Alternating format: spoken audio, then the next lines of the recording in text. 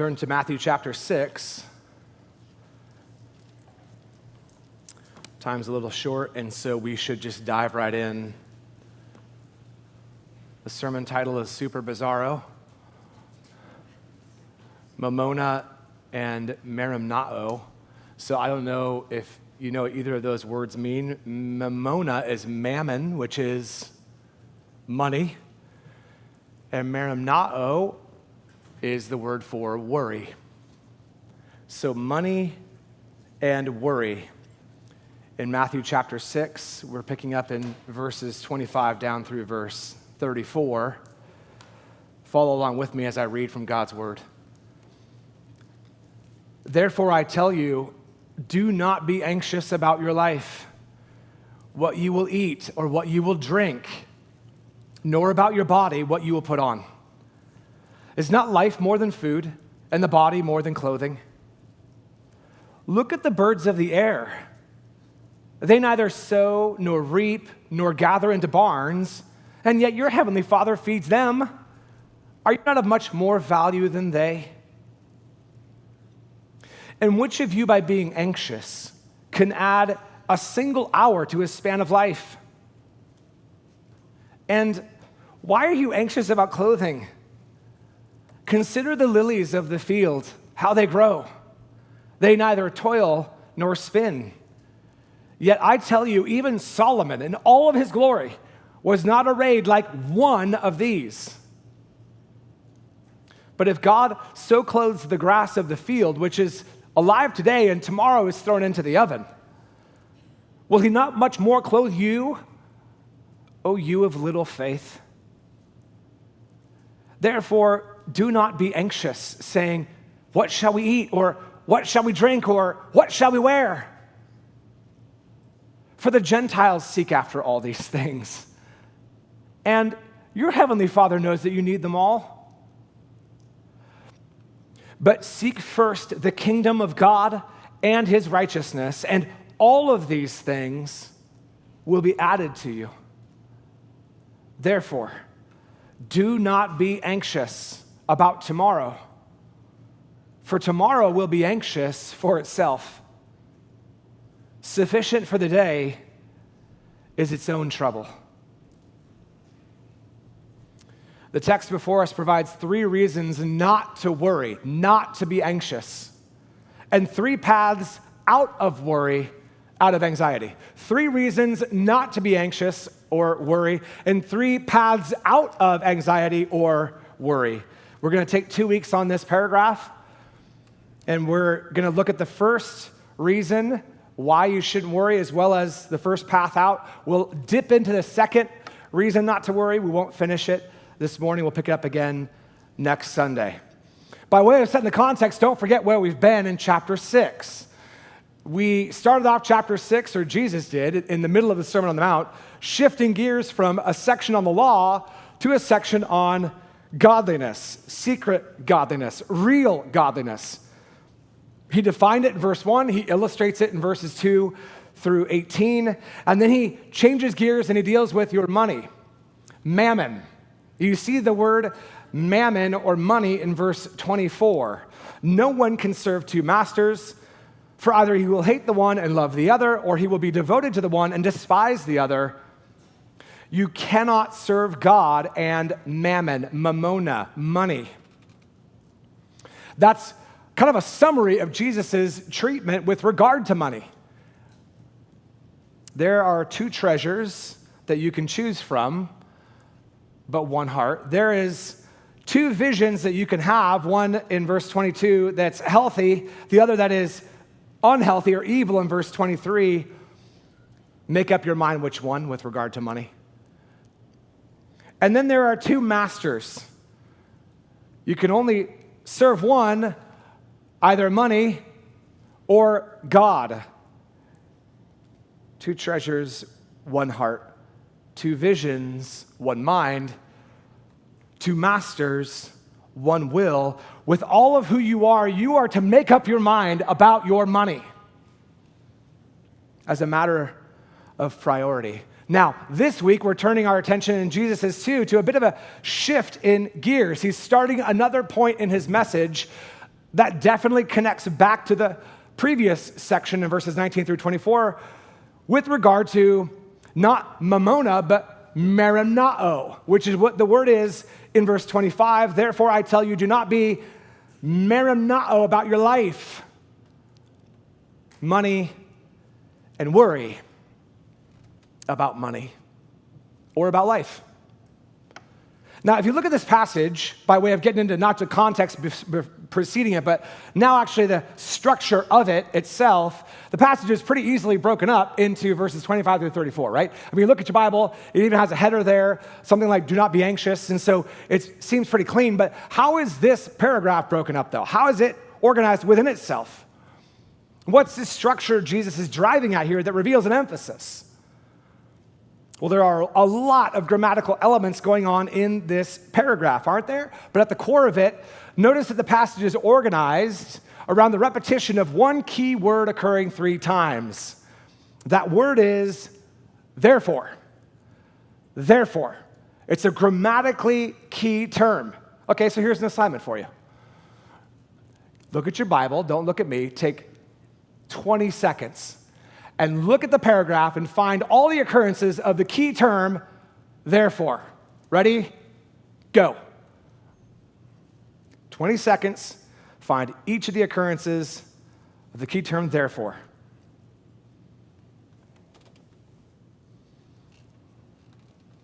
If you don't have a Bible, you feel awkward right now.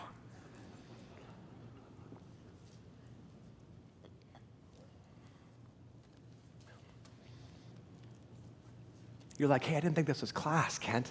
It's not class, it's a message, but take some time.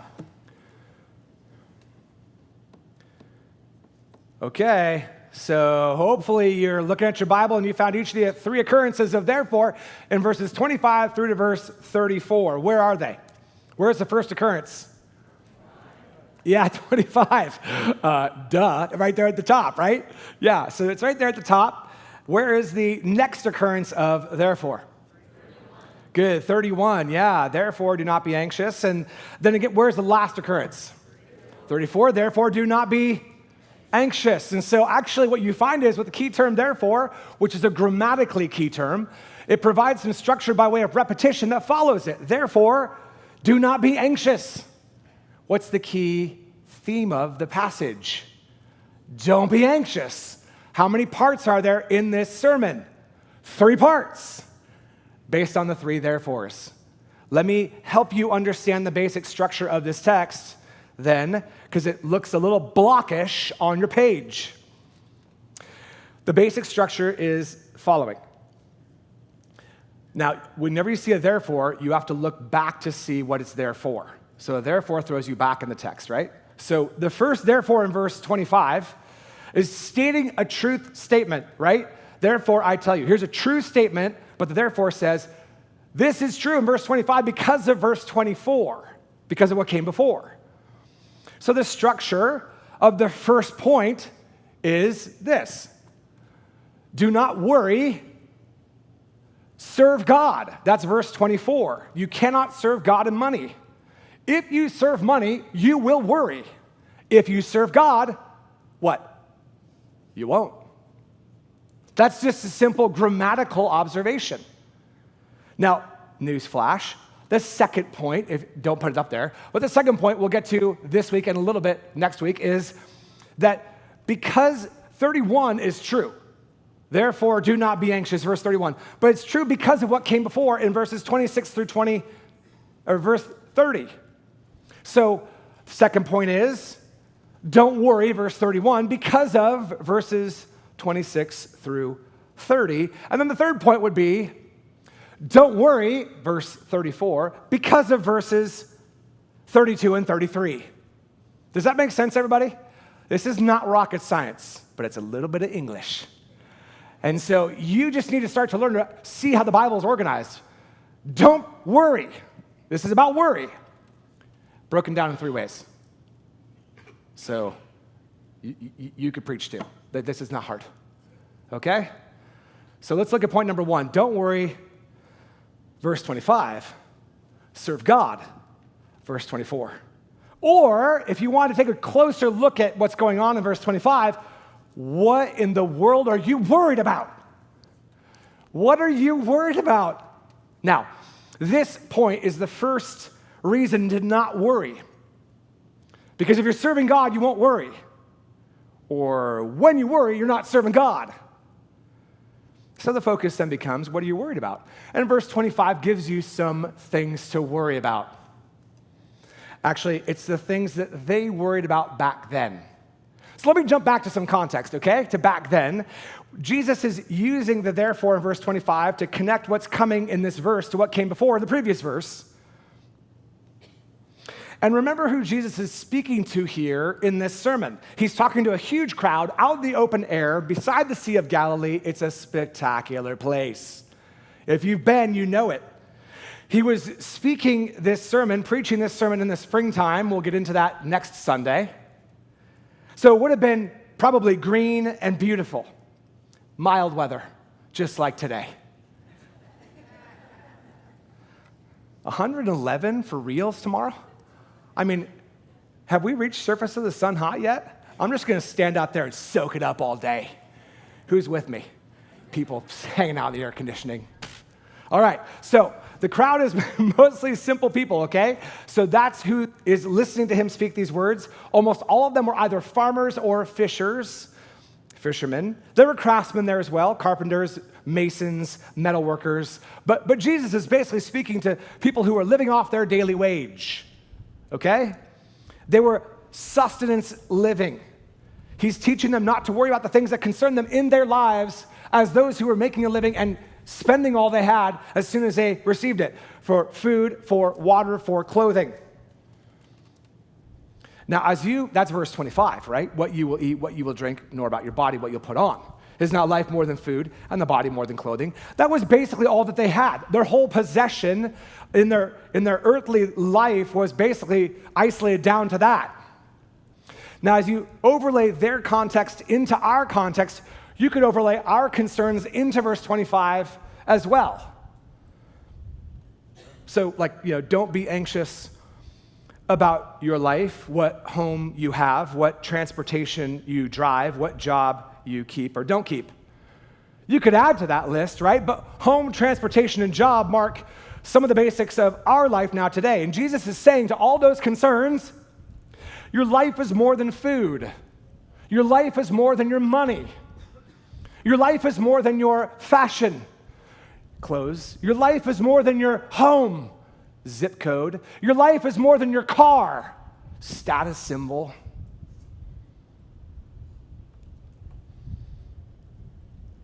He's reminding you this morning that what you are is more than what you own. Write that down if you're taking score and keeping notes. And plaster that in your house somewhere. What you are is more than what you own. Money is not your life.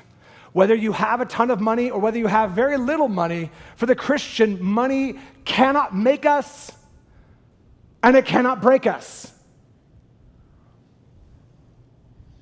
And that might be helpful to remember if we are indeed heading into a recession. Now, this is the overarching premise of the text, verse 25. And it's connected back to verse 24 via the therefore. And so the primary premise of the text has money very much in the background. To which each of us would say, of course, something like this. Of course I believe that life is more than food. Of course I believe the body's more than clothing. Of course I believe that life is more than money. Who doesn't believe that? That's just basic teaching from Jesus. Can we please move on? No. No. Look at the text again and see yourself in it. The word anxious, that word Marimnao, comes from a Greek root that means to care or to divide. For people listening to Jesus that day, it was what would they eat, drink, and wear? That's what divided up their concerns. What concerns you today? What cares do you have that divide up your heart, divide up your mind, divide up your life, and pull you away from simple service to Christ your King. Simply put, Marimnao. What are you worried about today?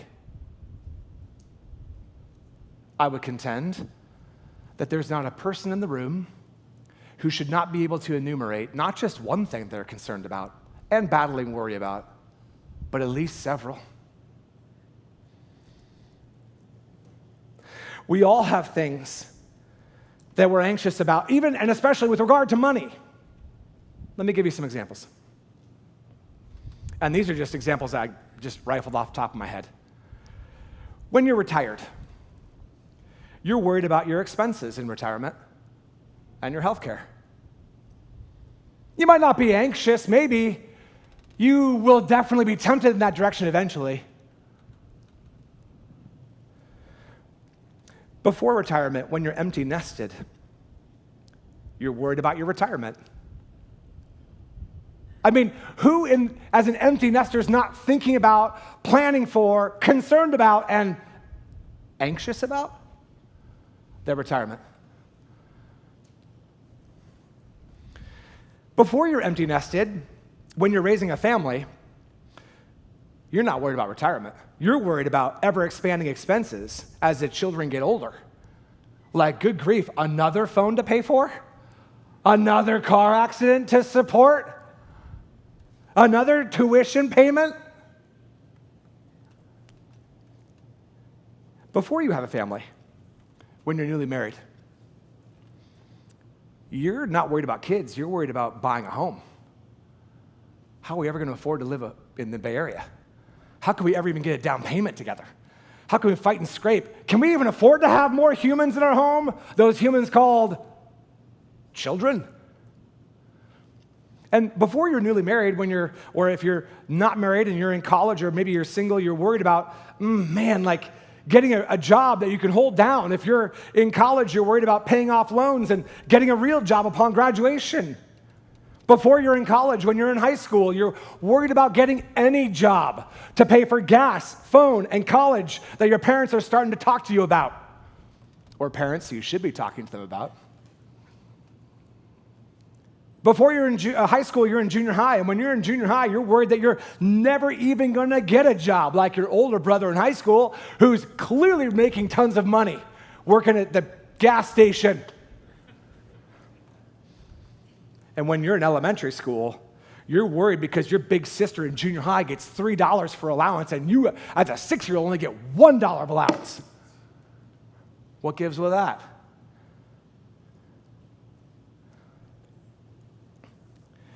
Is there ever a time in your life where you're not going to have concern about money? Now, it's not the same thing as anxiety. We'll talk about that as we get deeper into the passage. But concern that's always kind of bending you in your flesh to take a good concern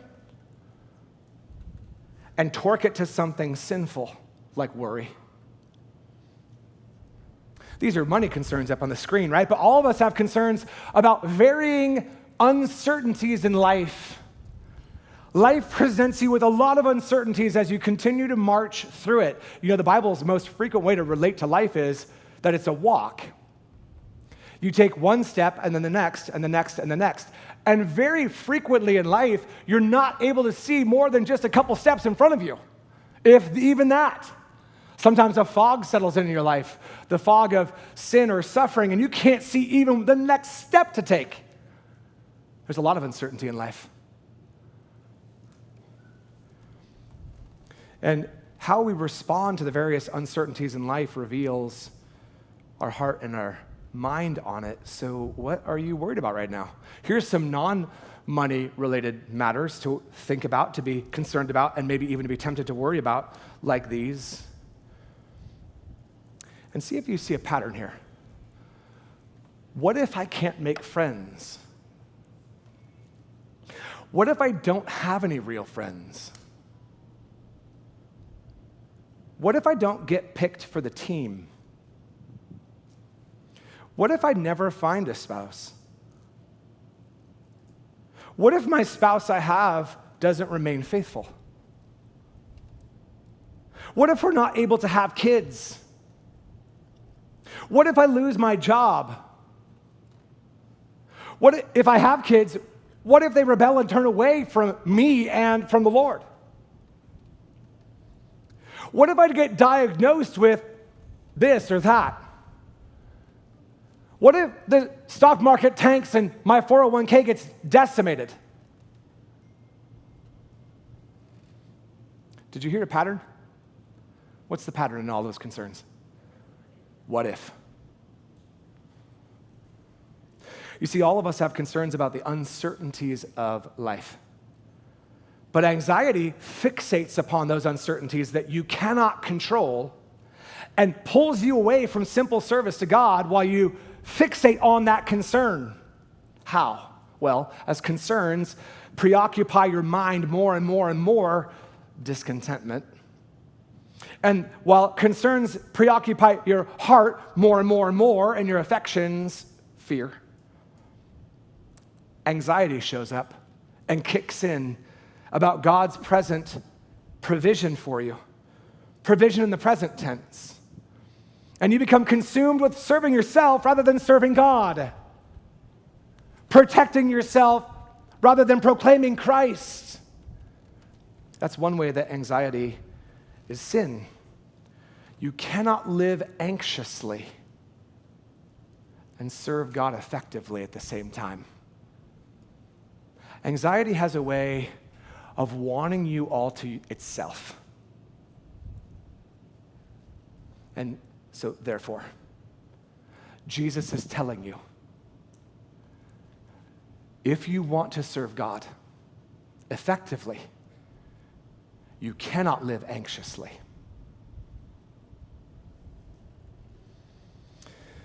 He's also going to move on, though Jesus is, to a second way that we are called to not be anxious. And this gets into more of the, not what you're worried about, but why you worry at all.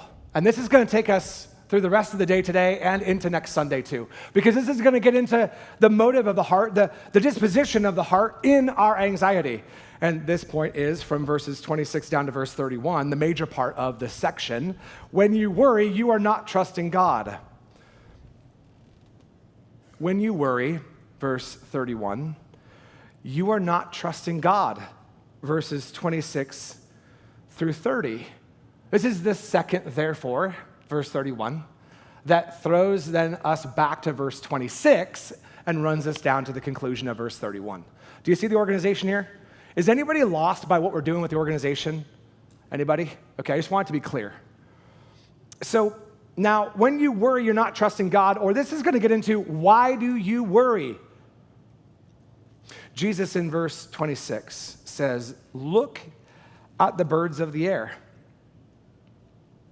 They neither sow nor reap nor gather into barns, and yet your heavenly Father feeds them. Are you not of much more value than they? And which of you, by being anxious, can add a single hour to his span of life?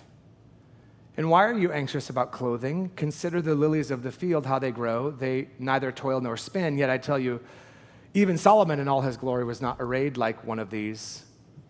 But if God so clothes the grass of the field, which today is alive and tomorrow is thrown into the oven, will he not much more clothe you, O you of little, what?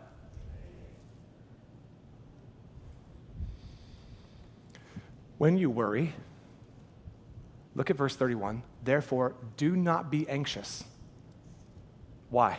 Because if you're anxious, verse 31, then you are exhibiting little, what? Faith. I'm not making this up. This is straight out of the flow of Jesus' own teaching on this. But he starts back up in verse 26 by having us consider God's provision of the most basic things of life, food and drink. And he wants us to look at the birds of the air. Now, the word look at verse 26. The word look is the word emblepo. I almost want you to say it because it's kind of a fun one. It sounds like blimp, you know? Emblepo. And blimp's a great word. So I don't know why we should call planes blimps just because it's such a great word to use. It sounds way more fun than a plane. The normal Greek word for look is blepo, okay? That just means you're just looking at something, like I'm looking over here and now I'm looking over here. But emblempo is rare, and it means to look into something. It doesn't mean I'm looking around. It means I'm looking intently at Steve Mahorter. I'm not looking anywhere else. I'm emblepoing him. I'm looking into his very soul, okay? That's what the look means in verse 26. It means to really look. It means to pause on the birds for a second. So Jesus wants us to learn about what it means to trust God by looking at birds. Okay, so I'm not making this connection in my study. I'm hanging out this past week. I'm doing my study. I'm emblepoing this passage. I'm just starting to look into verse 26. And I'm not making the connection between worrying and the Father feeding birds. I mean, I get it.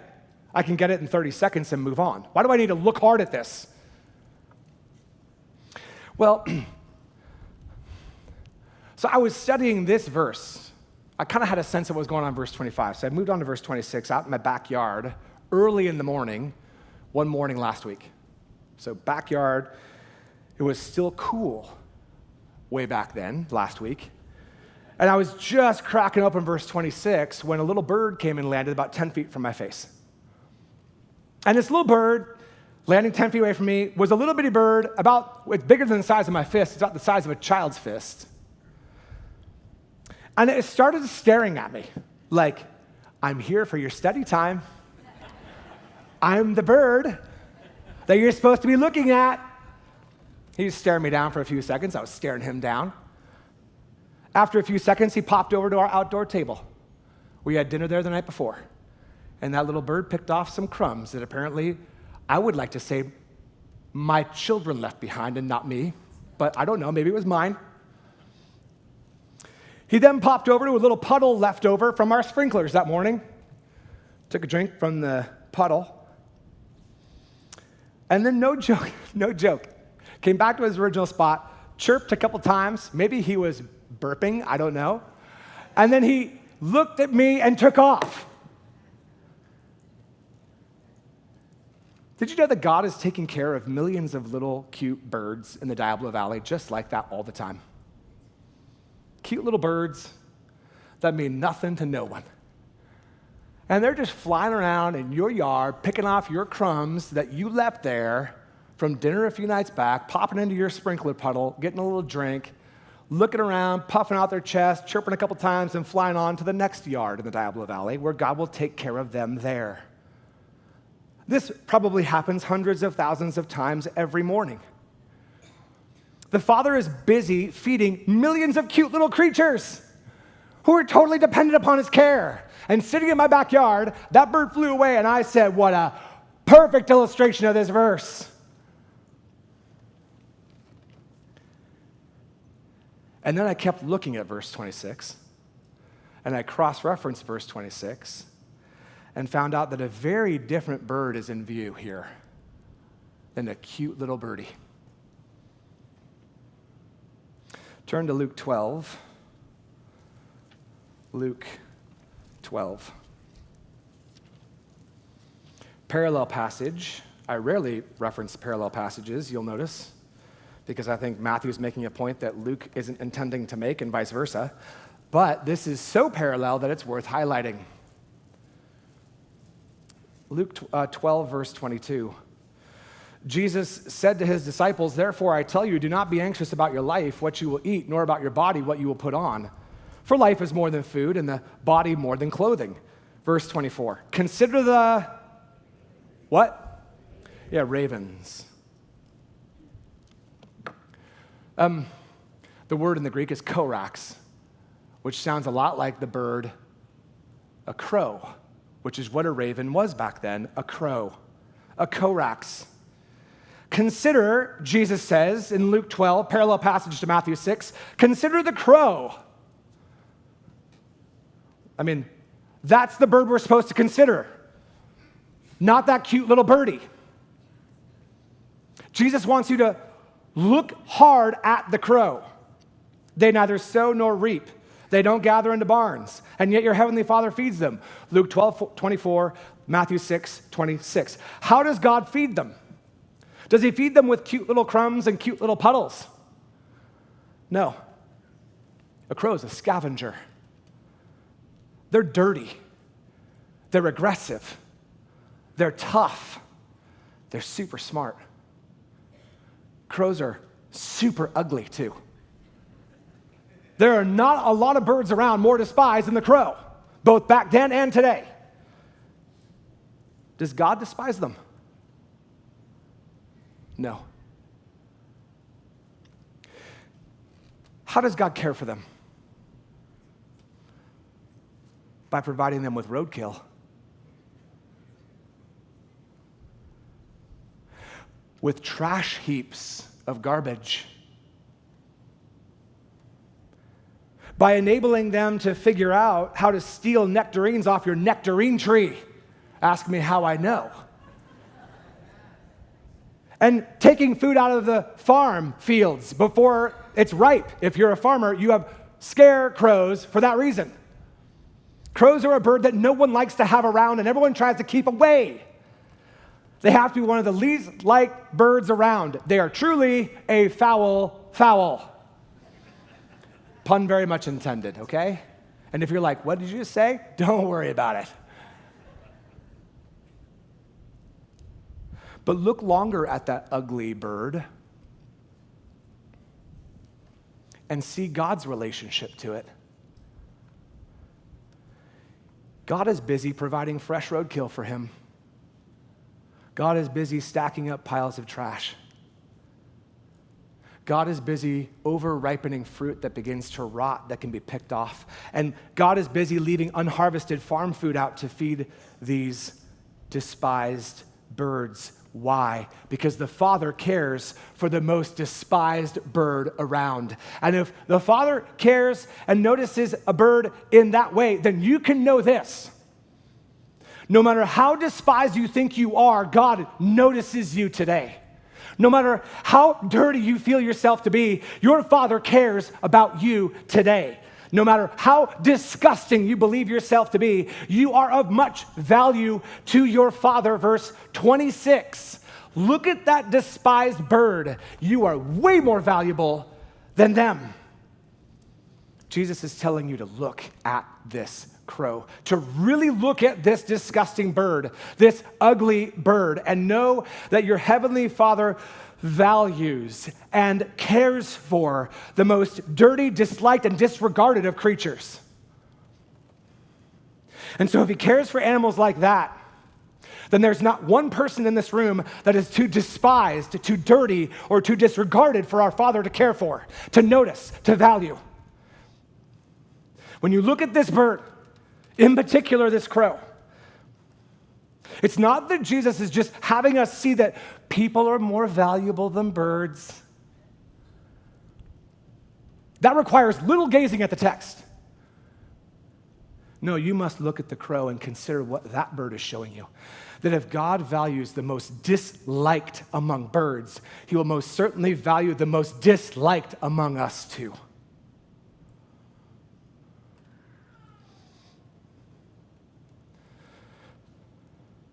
If that's you, if that's who you see yourself to be here, you must never worry about your Father's value of you. You may have good reason to doubt what other people value you to be, but you must never doubt who God values you to be. The word value at the end of verse 26 means to have worth, to be excellent, to possess surpassing value. Jesus isn't teaching some self-help technique or some self-healing therapeutic or some insipid psychobabble garbage here. It's just the text. This is straight out of the passage, and this is where your fear, worry, and anxiety begin to die. That no matter how worthless you think you are, Jesus is telling you that your Father values you as his own and sees you therefore as very much worth caring for. He will care for you because he values you. You have a demonstration of that at the cross. Do not worry. You are valuable to your Father. He is caring for you as you sit in your chair more than you'll ever know. So take all of your concerns, all of your cares to your Father. He's, can I use a wordplay? Anxiously waiting for you to approach him.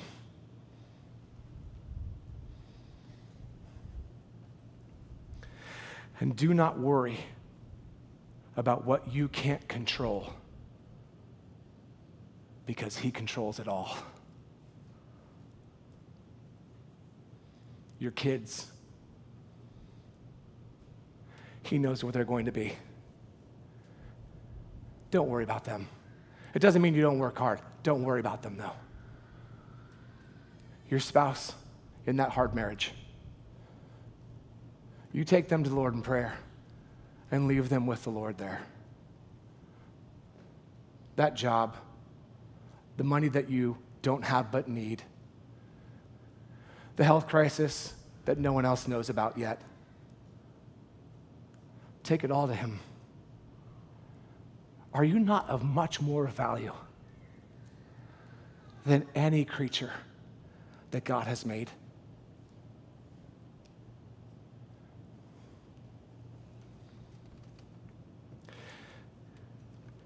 When you wake up to who God is and how much he cares for you as his child, then, therefore, you will not worry. He's got it. We're going to come back next week, and we're going to learn more about why then do I still worry. That's the rest of the passage. Okay? So come back next Sunday. Father, we need your help in this. Would you please help us to look into your created order, to see the evidences of your great care for creatures that nobody wants? How much more will you care for us, even those of us who think that nobody wants? Strengthen us, O God, and cause us to trust in you with the remembrance of your great care for us. Kill our anxiety on the back of the surpassing value you place on us. And not because of us, but because of Christ in us. We pray all of this in his name. Amen.